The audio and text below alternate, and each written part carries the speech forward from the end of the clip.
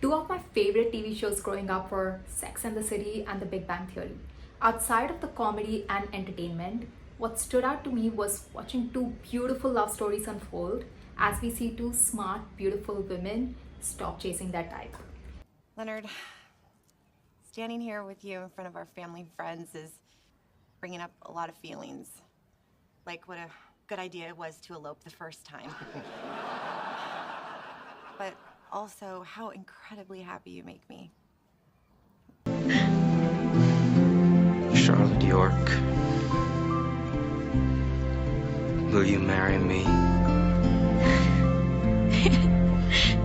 Yes.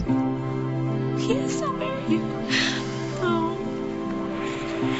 In my 20s, the hopeless romantic in me would have called that settling.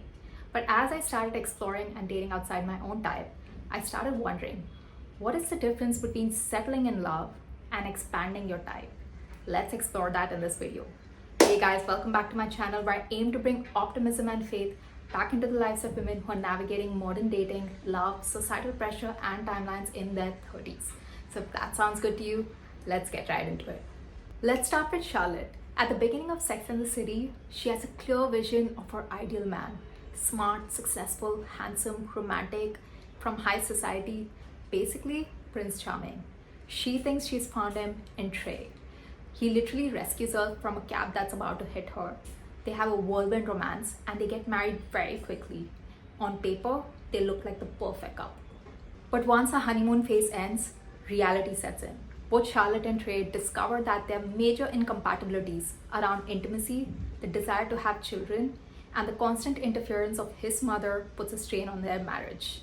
Eventually, the perfect looking relationship falls apart and they end up in divorce. Then comes Harry. Bald, messy, Harry. Nothing like the man Charlotte had ever imagined. It's ridiculous. He's so not my type. Is he heterosexual? Yes. But he's bald and short. And he talks with his mouth full. And I don't even want to be seen in public with him. And I hate his name, Harry, because he is everywhere but his head. Wow. Is the sex bad too? It's the best sex of my life. I think I might really like him. But with Harry, Charlotte finds emotional safety, support, loyalty, friendship, and genuine partnership. Watching that story unfold is one of my favorite parts of the show. Now let's talk about Penny, who goes through a similar transformation in The Big Bang Theory. At first, she goes for men who are tall, athletic, conventionally attractive. Those relationships are exciting, but they don't last. Leonard isn't her type at all. In fact, initially, she's not even attracted to him. Are you asking me out? Yes, I am. Asking you out.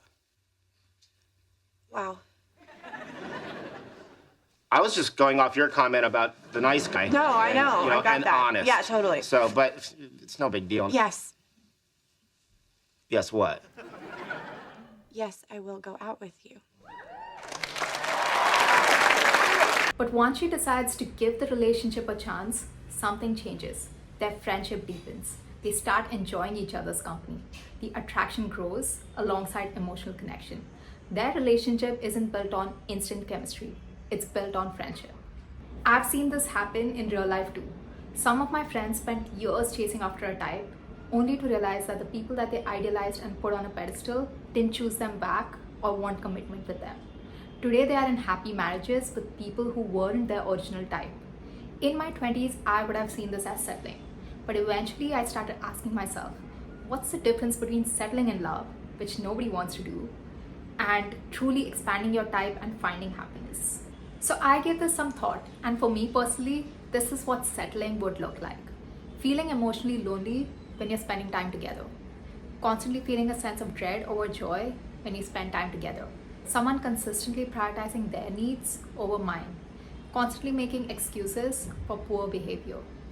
Someone who's cold and unaffectionate would also feel like settling, as I value intimacy. Of course, this list is personal, and your list for settling may look very different, and that's okay. And by this definition of settling, I think neither Penny nor Charlotte settled, because their attraction grew over time and their needs for affection, emotional support, and commitment were met. I think that this can most naturally happen when you already have a male friend who isn't your usual type, but you've gotten to know each other over a long period of time. You laugh easily, have a good time together, maybe even have some similar values, and you know that there's mutual interest. Or when one person steps up and communicates their interest. That might be worth exploring. Dating apps are very different. You're meeting complete strangers with whom you have no shared history, and it becomes very easy to walk away after a few dates when you don't feel a spark.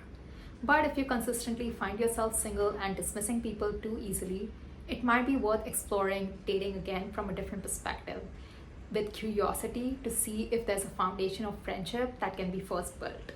I'd love to hear your thoughts. Let me know in the comments below. Have you dated someone who was outside your type, and did the attraction really grow over time? Let me know in the comments, and until next time, remember to keep choosing alignment and faith over timelines. I'll see you in the next one.